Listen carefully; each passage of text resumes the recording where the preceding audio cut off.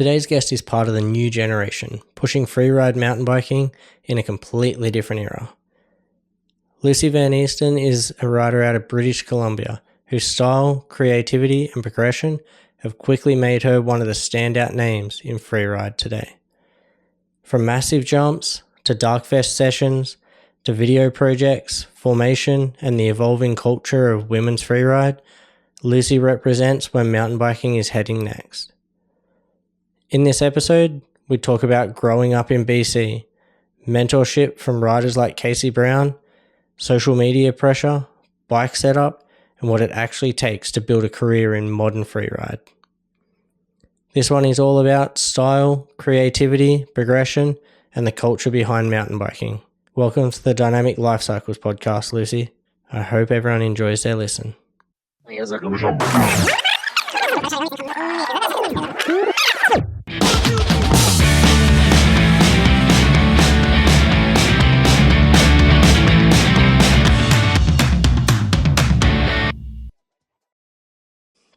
Awesome.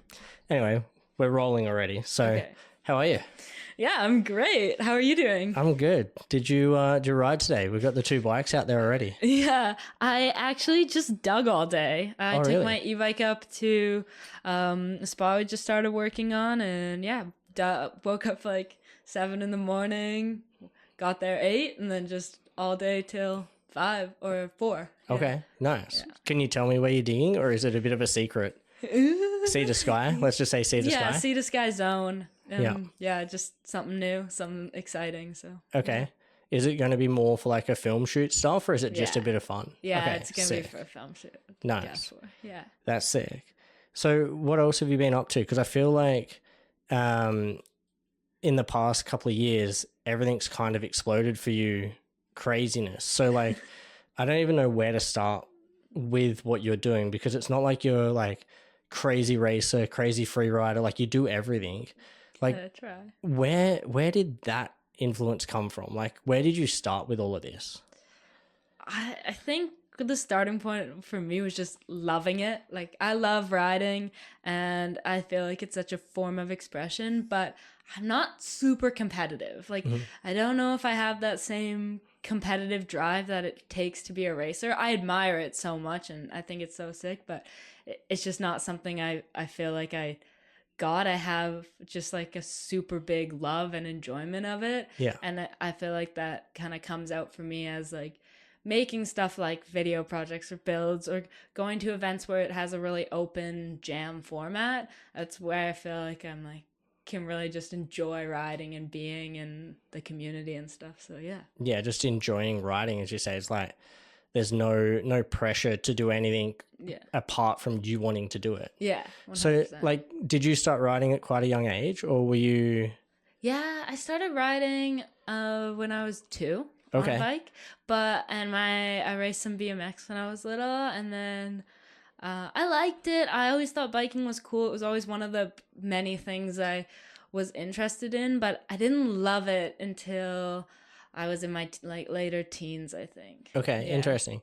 Did you like, when you say you started racing and riding when you were so young, like, and I have to ask this because of like your dad's influence and things like that, but like, was he obviously a big part of that? And then was your mum involved in that side of things? Yeah, my mom and dad both rode all the time when I was young, and I have an older brother who was super into it as well. And then my mom tore her AC, so her knee, so she doesn't ride too much anymore, but my dad rides like every day. Like, and when I was younger, it was a way to connect with them and do something with them outside, which was sweet. But I don't know, I hated the uphill. I was like, I don't know about this. And then when I just started realizing how sick it is to be outside and how much fun it is to go down, I was like, oh, I'm into this. Yeah. Did you do much like skiing or winter sports? Like growing up in obviously Squamish, you're so close to all the mountains. Yeah. Was that like also an influence in what you were doing on the bike? Yeah, I skied as well. I don't know if it influenced too much what I was doing on my bike, but I definitely enjoyed just anything outside. So I think the love for like going fast and being in the trees and being outside was definitely there. Yeah. yeah, I just fell in love with biking, really. Yeah. Yeah. And then you're in that same age bracket as a lot of I guess that's going to sound really weird if I say a lot of people your age, but there's a lot of people in the Sea to Sky similar age bracket as yourself.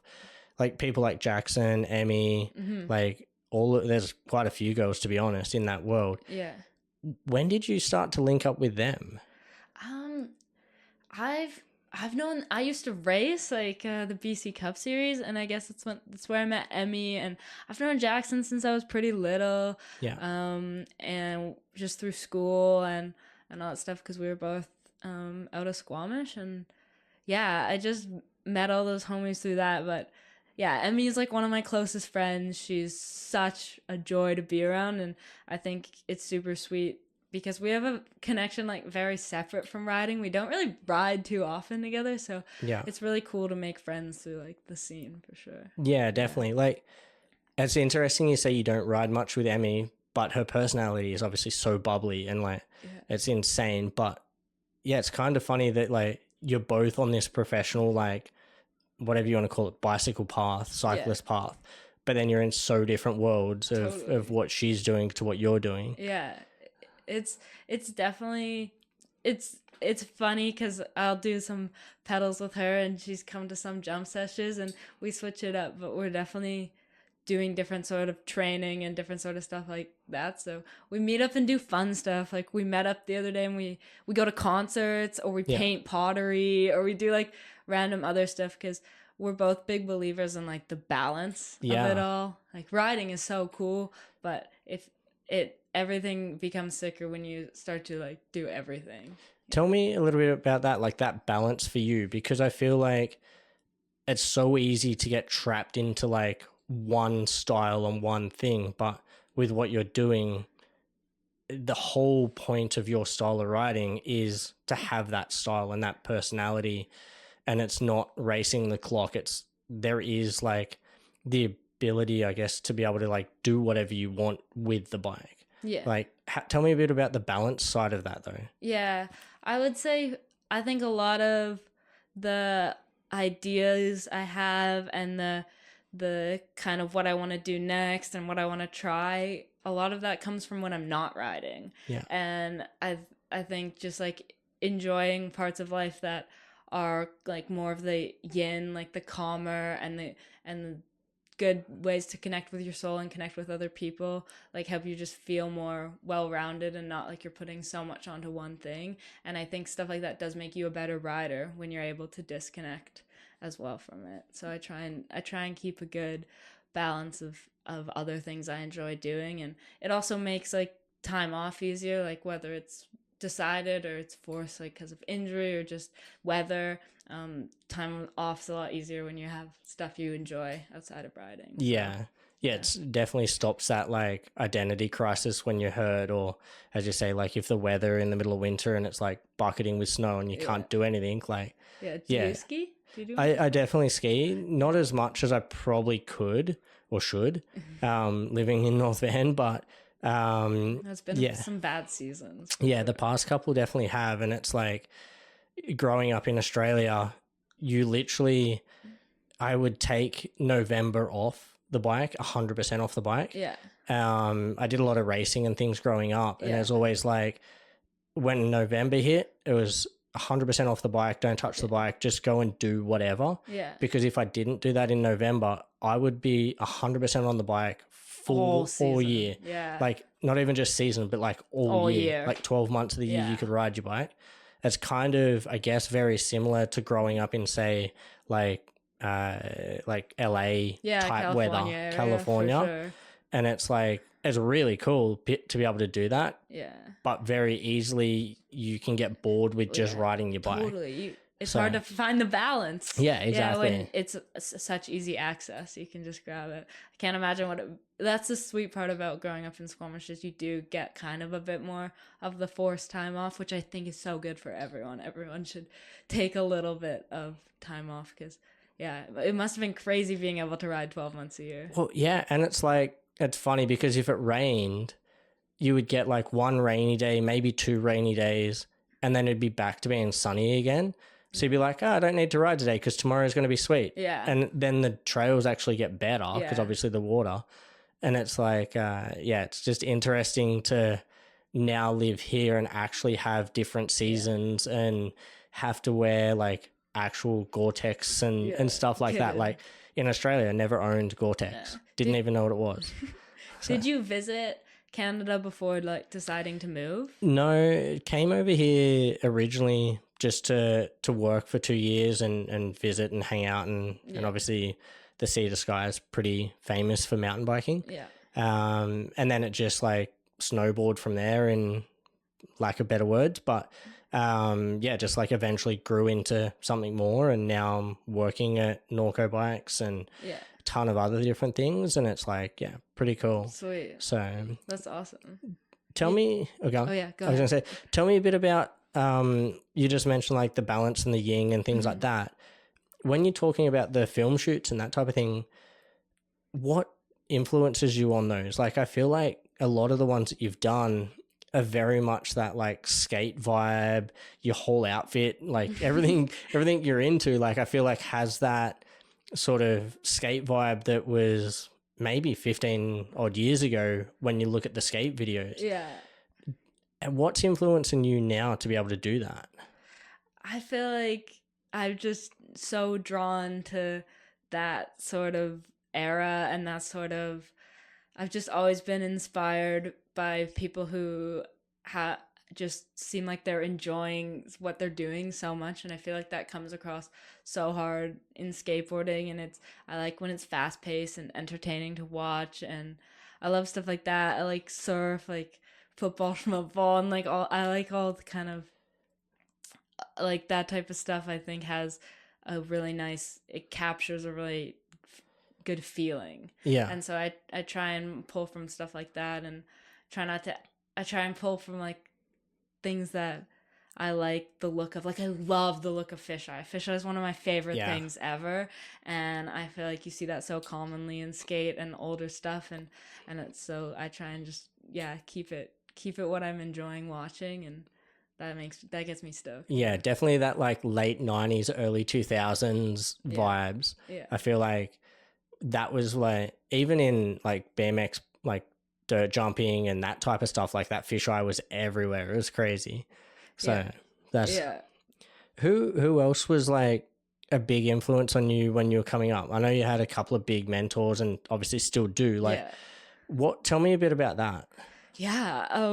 I mean, when I was a racer, or I was racing, and I liked it, but I didn't, it wasn't something I was like, I want to do this forever, and I love it so much. And then Casey Brown was throwing an event, like a freeride event, and there wasn't really many freeride events, and there wasn't really many freeride events that women were invited to, and she was such a pioneer for getting women involved in that type of thing, and she had an all women's freeride event, Dark Horse, and I got invited, and I was so excited to go, and I got there, and I loved everything about it. It was such a turning point for me. I was like, this is an option. You can enjoy biking in this way. This is so cool. And I loved jumps, and I loved the people, and Casey's such a huge influence for me, and being around her was just like, so like, this is what I want to be. And she's so cool, and we got along really well, and she invited me to go to formation for her as her digger.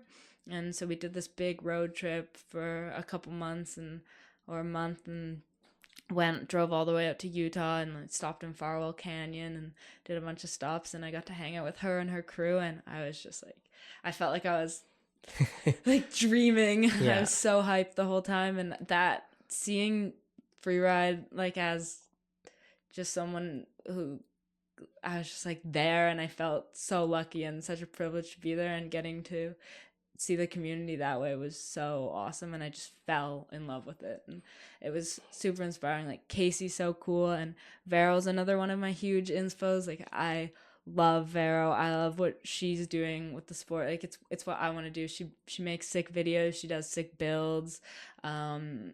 yeah, she just goes to the jam style events. Like that's such a huge inspo of mine. And yeah, they're both so cool. So Yeah. Tell me, just before you went to that first big event with Casey, yeah. what was it like going to the racetrack? Because I always hear about like freestyle motocrosses and things like that in the early days. And like you hear about like, say, Brian Deegan or Travis Pastrana, and they're like, oh yeah, we love doing the racing, but I was always the guy to send the big jumps. Like, was that you in the racing side of things? Did you enjoy the big jumps before you got to Casey's event, or when you got there, that was the clicking point, or how did that come about? That's a good question. I don't really know if I think I was just trying to go fast. Like, I don't know if I was thinking about the jumps too much while racing. I think it was just like, I'm just trying to get to the bottom. And I remember really liking the feeling when the race was over. Yeah. Like, I was like, oh, it's done. That's Yeah. great. And so I don't think I was just excited for that. And that's just because I didn't really enjoy competing. I didn't like how the pressure felt. And I think I put a lot of it on myself. And yeah, just. Yeah, definitely that sort of free flow jam definitely helps with releasing a lot of that pressure. Yeah. And like being able to break down the events and like break down the line and things like that. Yeah. So that road trip down obviously changed quite a lot of things for you going down there with Casey. What was that like being at that event? Because it was still, I feel like there was a lot of hype around that event, but from the inside out, how did that feel?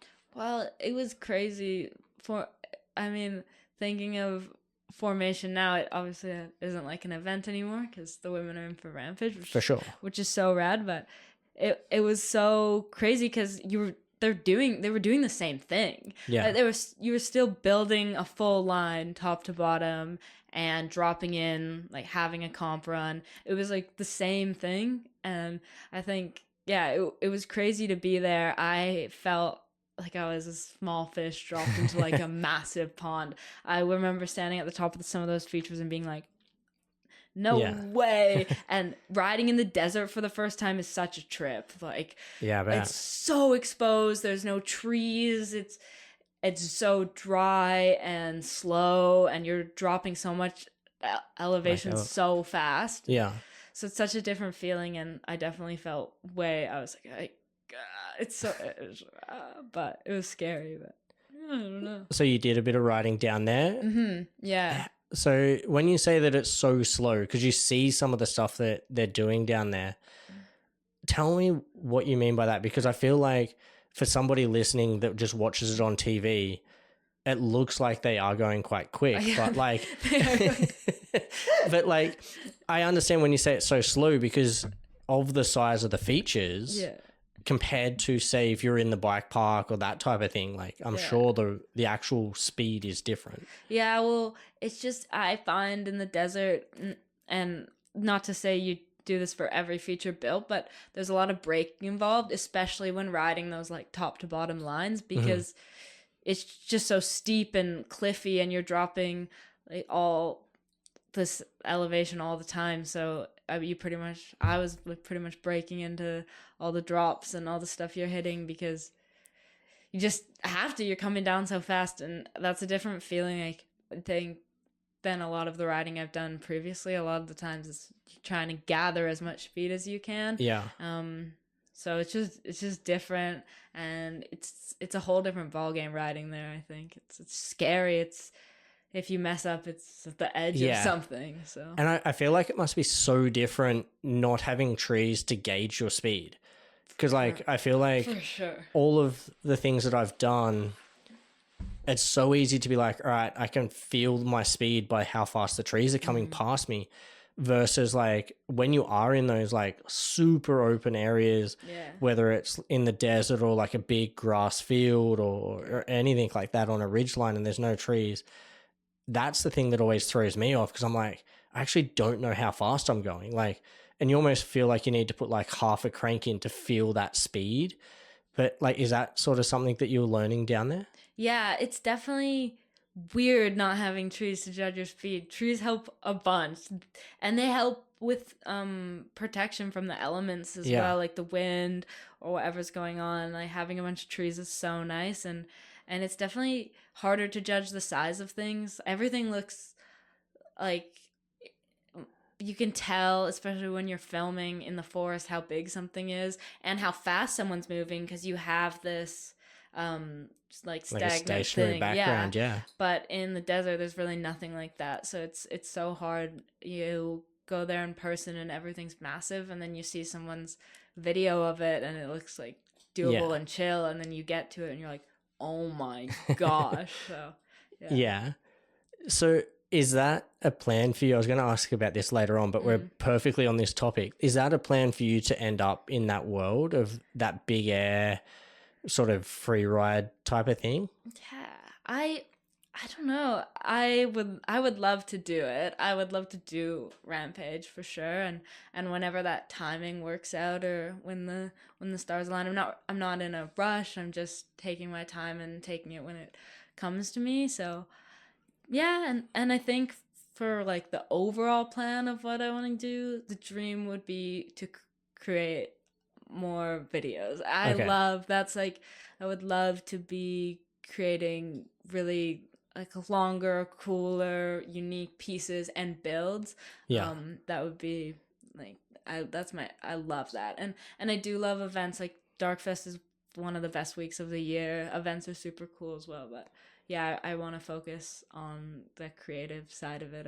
That's where I feel like Darkfest kind of blends the two worlds, because it's not really a competition per se. No. The jumps are tested, like, okay, if I hit it at this speed and I don't freak out, I should be okay. So like, yeah, there's like, I feel like from the outside in, and correct me if I'm wrong, I feel like there's a lot less pressure on the actual riding aspect. Yeah. And if you don't feel it, then you don't do it, versus like Rampage, it's like, all right, I'm literally dropping in to do everything I can do. Yeah. And it is exactly that. You're spot on. I think it's so, at an event like Darkfest, there's so many riders and so much things going on, that if you're like not feeling well or just tired or sore and you don't want to sesh, if you sit down and watch, nobody notices. Like, so much stuff going on, so much riding happening. It's kind of on your own time and at your own pace, and you can kind of get out of it what you want out of it. And no one really cares about what you're doing, because everyone's focused on just making it the best for themselves or getting what they need to out of the event. So yeah. What is that culture like when you compare like what you've seen at like Formations and Rampage versus like a Darkfest or a, like, is Casey's Dark Horse? Yeah. Like I feel like the vibe and the culture is different. Like how do you feel with that? Well, I haven't really experienced too many like freeride competitions. Most of the events I've been to are jams, and I've been to Rampage as part of a team, and I've been to Formation as part of the team, but not the actual competitor. Yeah. So it would be hard to say exactly like that feeling. I rode in natural selection. I didn't compete, but I rode through practice and I ended up breaking my leg. But that the vibe is definitely everyone's has to get what they got to get done. They got to get their T to B. They got to get their tricks in, and so it's kind of it's more intense. It's just a little more like something, you don't have a lot of time to waste. Like often at those type of events, it's windy and you have an hour and you got to get as much as you possibly can done. Like at Rampage, you have a testing window and you test as much as you can, or at NST, you need to like try as much as you can before. So it's just a lot more intense. Yeah. I'd say. I feel like it almost sounds like it's almost back in that racing world where it's like, okay, you have like time X to do whatever you need to do, and then it's time to perform. Yeah. Well, it's that competition. Like it is just like this. You gotta. Yeah, totally. It just very easy to like get stuck in that competition head. Yeah. So when you talk about like some of the videos and some of the editing and things like that, how much of the lines are you building yourself? Like you just mentioned, obviously you're doing some building now, but in some of the previous videos, are you doing some of the building and things like that? I haven't really done much of the building. There was in the second volume of the loose operations. There was a couple like kind of raking trails that weren't really much, but I haven't done much of my own build, so this coming project will be really exciting for me. I mean, it's the dream is to have projects that are interesting because of the build as well as the riding, and that's a side of the riding that I feel to call myself a free rider I have to take part in. So I'm really excited about that, and I think it's a hard thing to do a build. It's hard thing to do to get into, I would say. It's because if you don't really know what you're doing and you want to build a decent trail, you don't really know where to start, and there's so many little things I've learned along the way, and I'm nowhere near like know enough even to start. I need to keep learning, and it's such a cool process. And my friend and the guy who's filming the video, he's super cool. His name's Liam Irvine. Okay. And he's a really good builder, and he's really, we're doing this together, and it's gonna be like a collaborative effort, and we started something cool. And yeah, you kind of need someone like that, especially if you're in my position with a bit of experience, who can kind of take the lead when you're like, is this gonna work? I don't know about this, or what does this have to look like? And so I'm grateful for that, and I hadn't really had too much of that before, and so it's new. It's good. Are you much of a visualizing person? Like if you were to like look at a piece of ground, can you visualize like jumps and lines? Is that something? For sure, but they're probably not going to work. They're like, I have a pretty active imagination, so I love stuff like that. But when it comes to actually doing it, it's pretty skillful craft, and even just making lips is so hard to get the radius, to get all of it right, and I'm like learning a lot. Like I learned a weird thing about flat bottom the other day. Like as soon as your flat bottom starts going up, you're losing speed, so you have to like, which is kind of obvious, but you can kind of look at your terrain that you're building, and as soon as you feel it start to go up, it's like that, okay, this is where I'm gonna be losing speed. Do I need more? And then you have to dig down. It's kind of like there's so many little facets to it that you don't even think about when you're riding. So it's cool to learn. The like science behind trail building is insane. Like that's for me, I know the biggest thing, like yes, walking down through the bush and the trees and everything like that, and being like, oh, that'd be a cool feature, like jump off that rock, this and that. But exactly as you say, like understanding what the bike's going to do before you start digging is such a crazy thing. And then like looking at the way that you can change a radius to be able to carve a different way, or like pump through it. And like that's one thing, exactly as you say, like if the ground is slightly tilted up, I feel like it makes it so much harder to pump into the lip versus if you're already, I guess, like accelerating in from it going down. Like, have you done much building? I have in Australia. Since I moved here, I haven't. I sort of, there's so many trails, and like I almost don't need to build anymore because there is so many trails locally. But yeah, definitely in Australia, like lots of different trails. One Christmas, we got, like, me and a bunch of friends got given shovels for Christmas because we kept stealing our parents' shovels and breaking them and things like that. So I think like I've been building jumps since I was probably 10 years old in the backyard, and probably even younger, to be honest. And it's exactly as you say, it's like such a fun experiment to learn how things work, and then how not to like essentially make yourself crash because the jump was built incorrectly. So apart from, it was Liam you said, sorry? So apart from Liam, have you done much other building with other people? Obviously you said you did like Rampage and stuff with Casey, but like for stuff that you're writing yourself. I have done like some maintain, like I've done the sort of digging where it's already a thing, but we're just gonna patch a hole or fix this or make it the lip taller or make it shorter, like kind of. I've worked at spots or pack this or, kind of those type of tasks, but definitely haven't done much from scratch, which is the process I'm super excited to learn about and something I want to get really good at. And yeah, it is such a cool feeling being in the forest, especially here.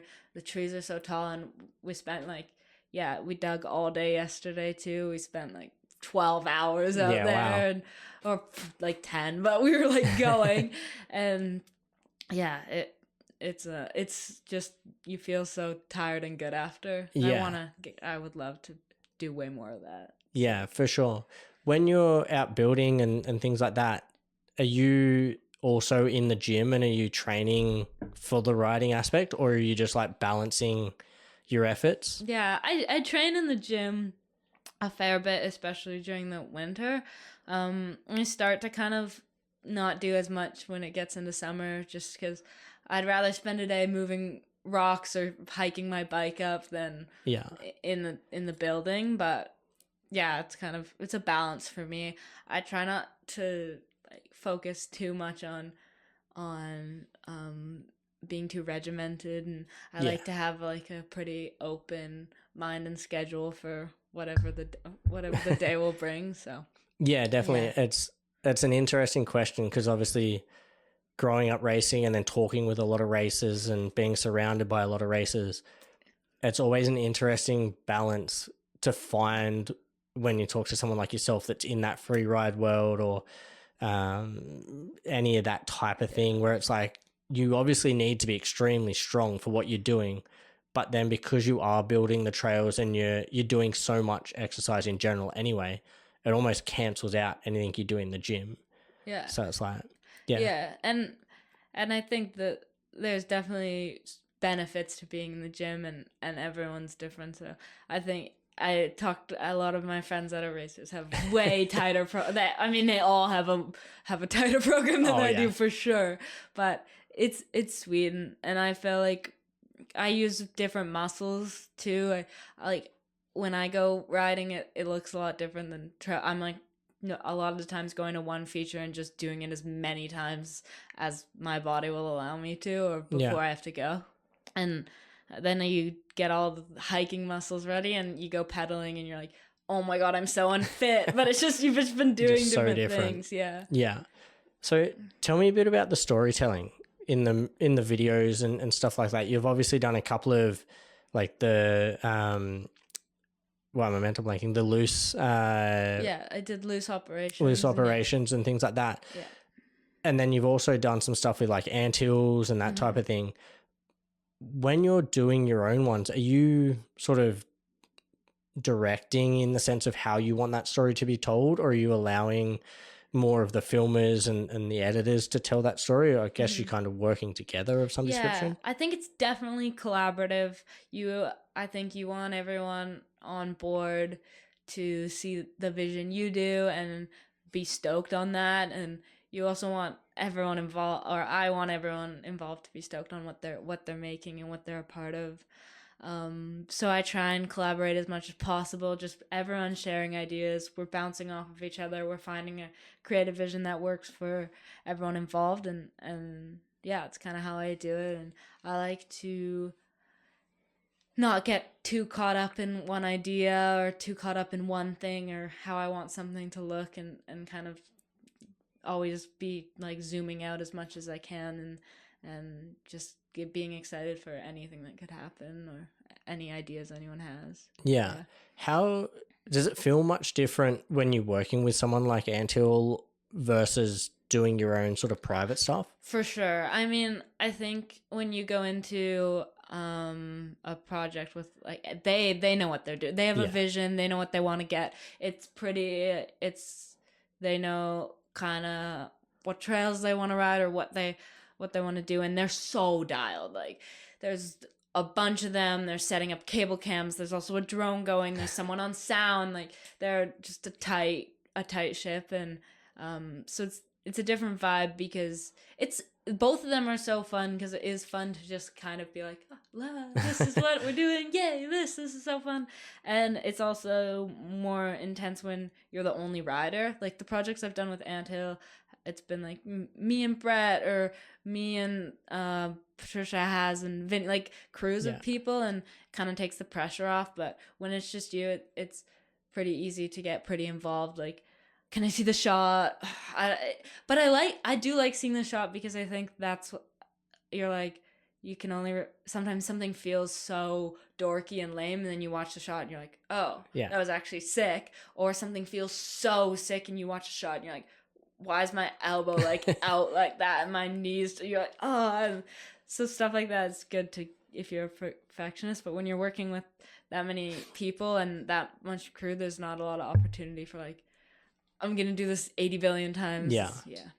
Yeah, it's actually funny you say that because I was talking with a couple of people today actually after watching a few of your videos, and it's like technically speaking on the bike you are so sound like I'm not.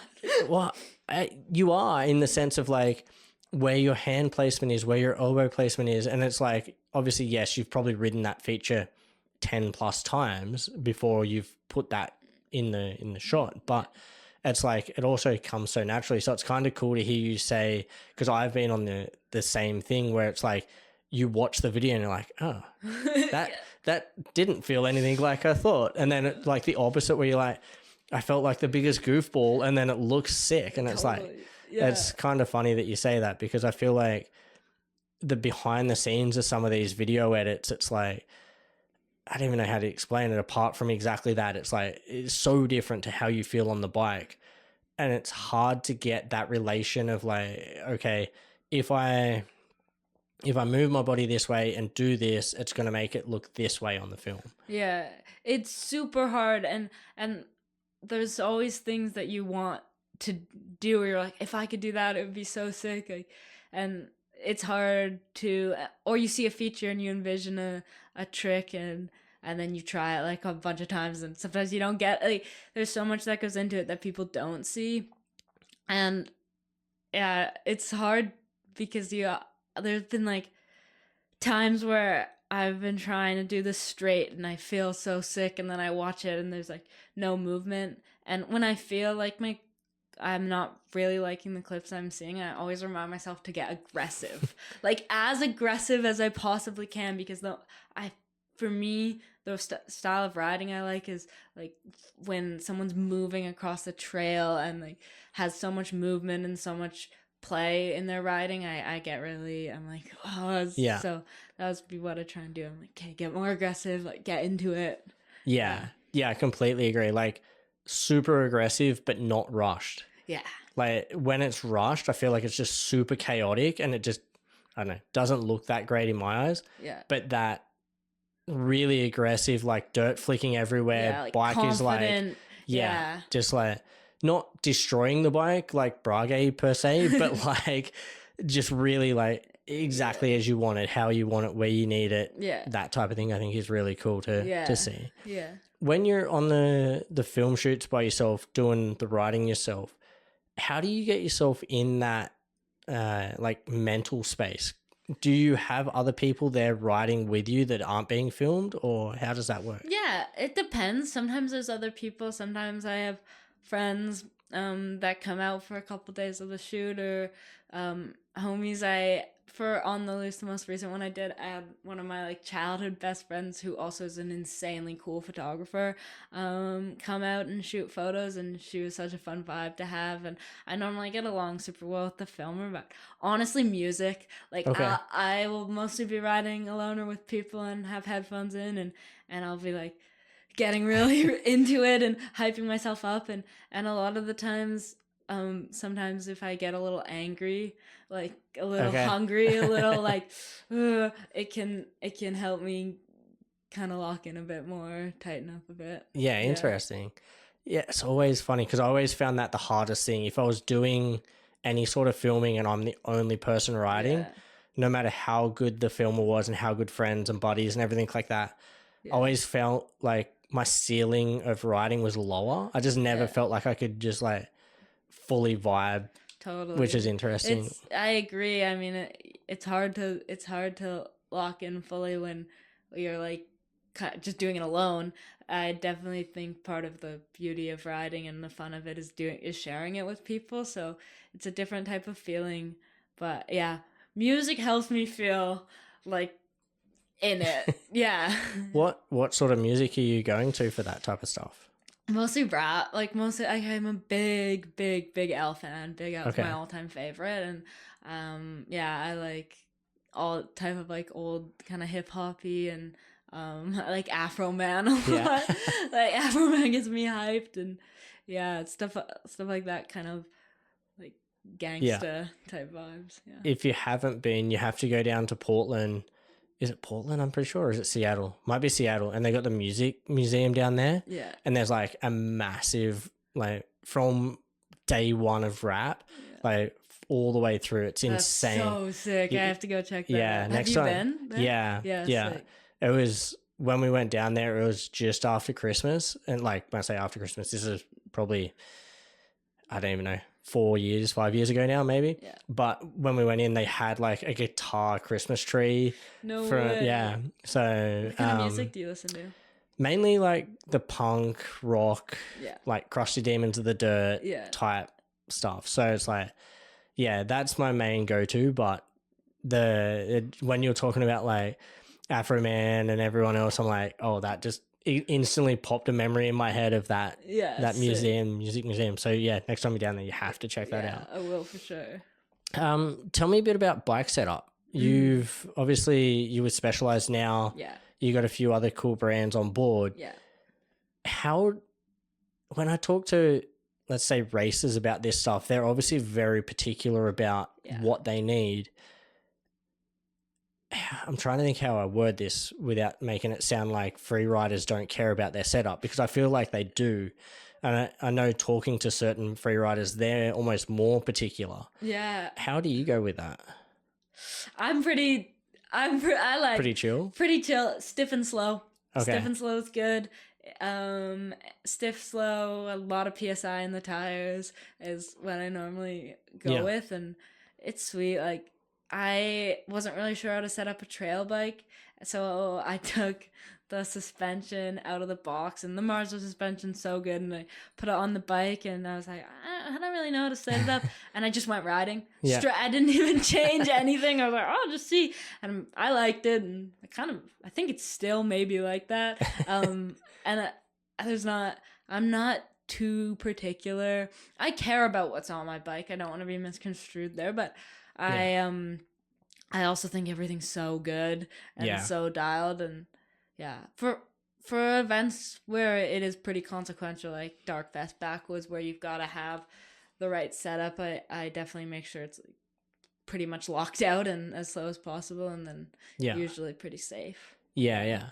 Are you talking with many of the other riders at those type of events to like see what they're running and getting like learning off them from that? Sure. And there's a lot of, if I will be like, hop on my bike. Does it feel good? Like, what do you think? Is this going to be okay? Like, sometimes I get nervous that I'm just going to like, or something. So I definitely talk a lot. I'm always asking people what they run. If I see someone has a similar suspension setup than I have, or a similar bike, I'm always like, what are you putting in there? What are you setting it to?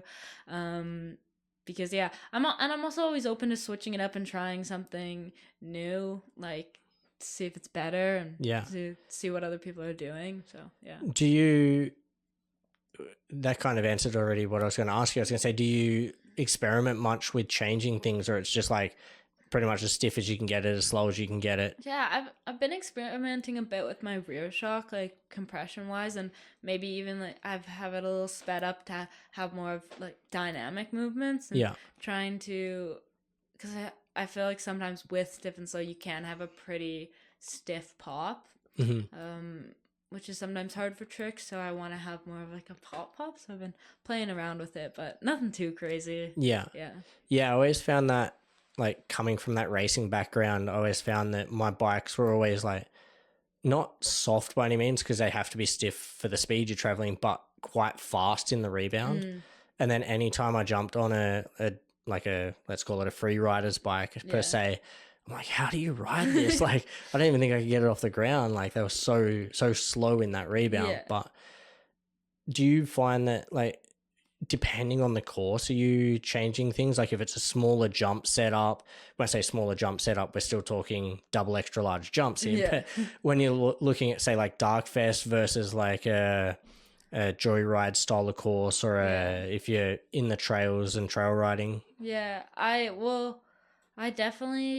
have an S3 demo, which is like a medium demo Yeah. that I would ride at like the big jumps because it's stable, and I would put safety as like the most important thing when you're riding those jumps. So that bike definitely feels super safe and stable. And then I'll ride more at like events, still massive jumps, but that are more trickable, and yeah, well, Dark Fest is super trickable, but just more, But yeah. yeah, whatever. And I could go to my status, which is a S2, so like a small, Yeah. and it's super fun as well.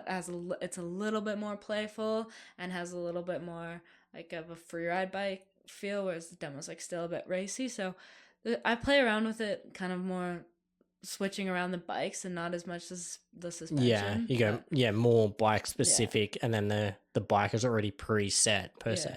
Yeah, and I got it small. I just got a S2 demo. It just got stolen, but it was brand new, and that was gonna be my like. It's kind That of bridges intermediate. the gap of those two bikes, but long gone now. Maybe. Yeah, It may come back. There's enough people out there that will know. it's bright red. It is bright red with a bright red fork on it. Yeah, So hopefully you see that back, because that does suck so much. Yeah, it's better me than some kid who like saved up all their money to buy a bike, and I have other bikes. So. Yeah. Yeah. Yeah, that's actually a really good way to look at it for sure. I sometimes. Oh, sorry. No, keep going. I was just saying. I look at it kind of like it just got stolen for a reason. Like I wasn't meant, something bad was gonna happen, or I wasn't meant to, or it was like I just think it happened for a reason. So That's a really good way to reframe it. And I kind of want to go down that path a little bit, and I wasn't going to, but let's do it. Mentally, how do I do this? How do I say this? Like mentally, when you're at some of these events and things like that, and you're starting to feel nervous, anxious, are you looking for different things to make yourself feel comfortable again? How are you reframing, I guess is the right word, like to feel good and feel comfortable in what you're doing? Yeah, I kind of have a rule that I try and follow, and this really, it doesn't apply to everything, but I try and decipher whether or not I'm talking myself into something or talking myself out of something. Mm-hmm. And if I'm talking myself into something, I try not to do it. And if I'm talking myself out of something, I tend to do it. Because if you're talking yourself into something, it would mean the initial feeling, and the feeling you've started with is, I don't want to do this, I don't want to touch this. And then you're like, you should do it because of this, like your sponsors or this video or this and this and this. And you're giving yourself all these reasons to do it. But if you're talking yourself out of something, you wanted to do it. You're like, you got there and you're like, I want to do this. I'm excited. But then you're like, oh, but what about that tree? Or like, what if I crash? Or what about this? That? Like, all that stuff is talking yourself out of it. And I think it really depends on your initial feeling. Like if it's something you want, then the reward is there and the risk is there. But if it's something you're like, this doesn't even look appealing to me, but I should do it for these other reasons, then it's probably not worth it. Yeah, that's a really good way to look at it. Who taught you that sort of stuff, or is that stuff that you've just read, or like where did you come up with that type of idea? Don't know. Maybe I read that somewhere. I just kind of had just noticed that was something that I do struggle a fair bit with, like sometimes just being overwhelmed with those, like, wow, this is super big, or like being scared. And I think that was something I kind of came up with as my, like, decide to do it or don't. And it's good for me because I think a really good feeling is when you're like, I'm gonna do it, and then I like to understand it and know what I'm gonna do and know how I'm gonna do it, but the feeling of deciding that you're like in for something is really sound. Yeah, that committing feeling I feel like is the biggest thing. Yeah.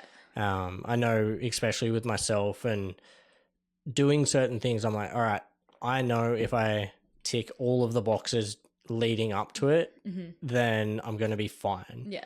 And it's kind of like every year, the first time I jump crabs, I'm like, all right, I haven't done anything this big for like a solid 6 months. Yeah. I kind of just need to like take a big deep breath, Yeah. roll into it, and if I tick all of the boxes leading up to it, then it's going to be fine. And it's like, okay, cool. And then you kind of just fully commit, and you know, okay, if something goes wrong, I'm just going to pull left and out of the line or whatever it has to be. Yeah. But yeah, exactly as you say, it's like, I like the idea. I've never thought of it in the way of if you're having to talk yourself into it, that's probably not the right idea or the right time to do it. Yeah. Yeah, and it can be all about timing. I think that there's such a people don't really talk about how good it feels when you're riding on a good day where you feel good and you feel confident and you're excited, and there's some days where you just don't. You're just not feeling like self-confident and ready, and on those days I think it's okay to just be like, it's not my day today. I'm going to come back to this when I feel good, and doing things when you feel good just feels better. Yeah. Yeah. Yeah, definitely. One thing I wanted to ask you before we start to get sort of wrap this up a little bit is social media. I feel like you're in the age of you've always had it in the world. Like you didn't know anything beforehand, and now being in this position of not content creator, but in that same like video editing type world, less competitive type thing. How does the social media affect what you're doing? Yeah, social media is such a big part of the sport, especially freeride. A lot of you have to be posting and you have to be active, and I think as long as for me, I have a lot of fun with it. I enjoy coming up with posts, and I enjoy sharing my life. I think that's awesome, and as long as you're having fun with it, and I don't want to get to a point where I feel like I'm posting stuff that doesn't reflect who I am and what I'm about. So I think that there's always ways to kind of enjoy it and have fun with it, and that's what I try and do. Do you find it distracting in any way, like in the sense of having to post something X amount of times for a certain contract or sponsor or whatever? Like, do you find that distracting, or it's pretty loose in the sense of, okay, I just have to take a couple extra photos here and then I know I can fulfill what I need to fulfill? I'm trying to get more on it with getting my friends to take videos and trying to be a bit better at that, because I definitely feel I'm like, I should be posting more, I should be doing more, I should be getting more clips. So it is hard because it stacks up, like you gotta be active and present. It would be, I don't know, it's hard to say. It's just a hard thing to navigate for me. Like I don't think I do the most insane job at social media, but I really want to get better, and I want to keep doing like more stuff. And yeah, as I say, it was just something that popped into my head earlier on, and I'm like, I wonder, because you've never known any different in the sense of the world without social media, I guess that makes sense. It's I think the world without social media was really cool as well. Like, I think it would be sick to be a biker, a professional biker who is trying to get the photo for the cover of the magazine. Yeah. Like, that's so cool. Like, or, you're just making movies, or you're just doing stuff like that. And I think those days are super awesome, and I do think they're having a comeback. I think magazines are having a comeback. I think full-length films or longer form content is having a comeback, and that is something I love to see, because I think there's a lot more opportunity to be creative and to have personality, and I love seeing people's personality, and I love when I feel like I can show my personality, and everyone can. I love B-roll, like B-roll in films and bike videos is one of my favorite things, and so I think when you have content that is like magazine or longer format or professionally filmed, there's a lot more opportunity to express yourself, and that's super cool versus like a POV clip on the reels. It's just that 30-second clip is like the ultimate teaser, but at the same time, like Steve Vanderhook and Kelsey's movie that just came out, like that is so good. And it's good. Exactly what you're saying. It shows all of the behind the scenes, everything. He's obviously gone through insane amount of like ups and downs, but at the same time, that full length film allowed them to be able to show that. You couldn't show that in a 5-minute film. And I think that has a message, that has meaning, that has a story behind it and something to say. And I think stuff like that is so important and so fulfilling as well as a person, like to create something that you can have a lot of passion put into is really, I think it's such an awesome experience. So yeah, I love seeing stuff like that. I loved their film. I thought it was super cool. Yeah. Yeah, definitely. Is there any other trends that you are seeing that you want to make happen? Trends? Like when I say trends within mountain biking, like obviously we don't need the cheesy trends on Instagram because they're never good. But like when you talk about like magazine covers and long edition films and things like that, is there other things that you're keen to get a part of? I love when I see people riding like old bikes, like Kona Stinkies or the Specialized Demo 8s, or there's so many different old bikes, but I think that's super cool because, and riding in casual clothes like jean shorts and stuff like that, I think that is such a cool thing for mountain biking to have because it shows people that it can be accessible. Yeah. Like those bikes go for not a lot on Facebook Marketplace, and that's just a kit you would wear every day, and showing people that side of the sport I think will help it grow, because if you're someone who's not sure about riding bikes and the only people you see are in like full kits, $14,000 bikes, it doesn't seem like something you can just dip your toes into. But when you see a bunch of kids or people riding around on like older, even hardtails, anything, wearing like jeans, you're like, oh, maybe I should try going for a bike ride. And I think the more the sport can grow, the better it is for everyone, and the more people that can fall in love with biking, the better. I think it's such a healthy way to be part of the forest and part of nature and get exercise. So yeah, I'm gassed on it just feeling more accessible. Like hopefully, I think from my eyes it seems like it would be easier to get into if you didn't feel like you had to spend half your bank account or your whole bank account to do. So yeah. No, I agree. I think that's such a good idea and opinion about just making it, not so much making it cooler to ride old bikes, but like just making it acceptable. Yeah. I feel like they're still good. They still do the thing.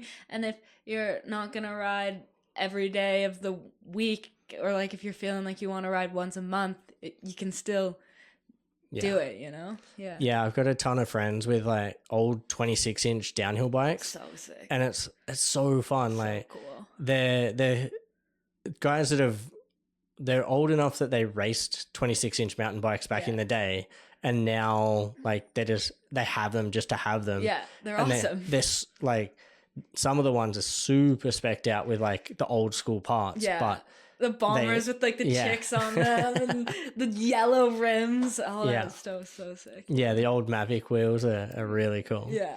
So, yeah. I had something else I was going to ask you, but I completely forgot. Oh, Donnie.